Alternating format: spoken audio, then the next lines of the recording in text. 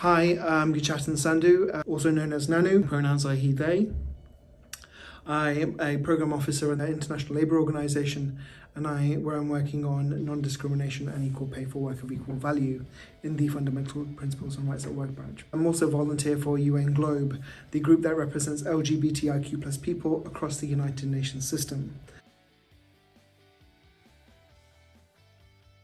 My biggest achievement so far is, I think, to stand in the fullness of myself. I mean, to work at an organization that not only allows me to promote the values that I believe in, but actually work on them as well, to be a part of an organization that promotes them, but actually bring my full self at the same time. So I'm very lucky, I think, to have achieved that as well. Integrity, for me, is one of the most important values.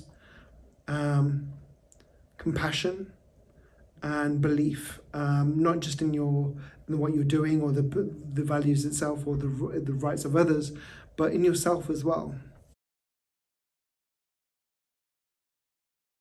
For those who are going to become future leaders, I think it's important to know that you're not going on your journey yourself.